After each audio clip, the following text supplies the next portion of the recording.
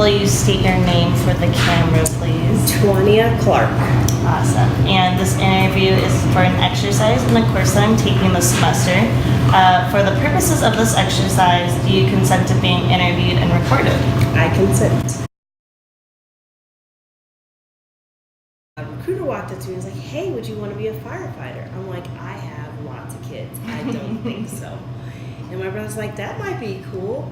And he was like, oh no, it's the perfect career for moms, working moms, because you get all this time with your kids. I'm like, really? I'm like, I'll try.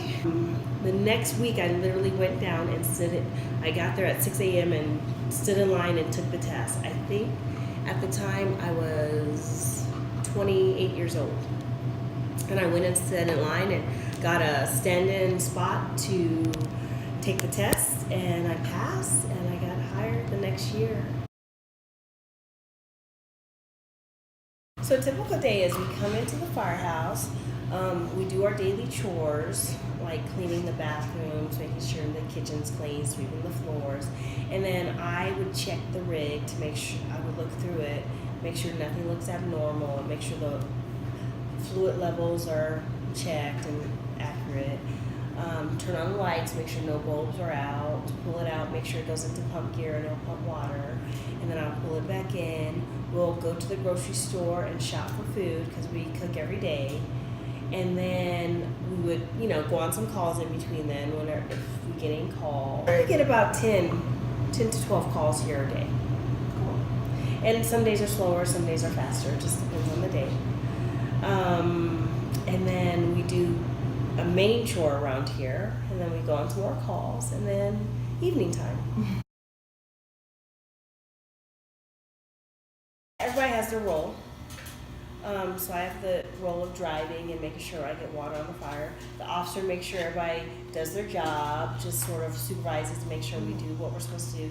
The people in the back set on a fire would connect the hose and put out the fire.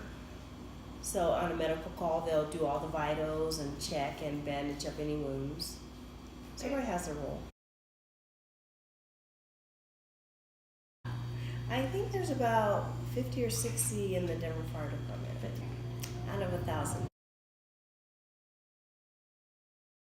I mean, you'll go to stations where it's old school and guys will give you problems, but you're going to have that anywhere you go. Just question your ability.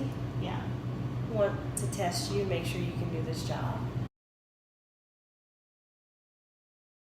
I showed up at one station, it was a specialty rig, and when I got to the door, the officer said, we found someone else to come here and you need to go to a different station, and sent me away.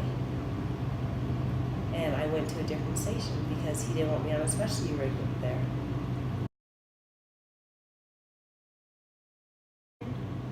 I took it in stride. It's going to happen and it's okay.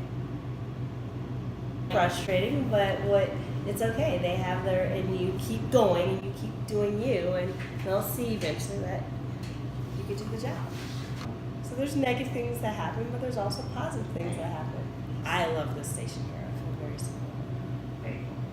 I would say 80% of those fire stations I've been at, I feel very supported.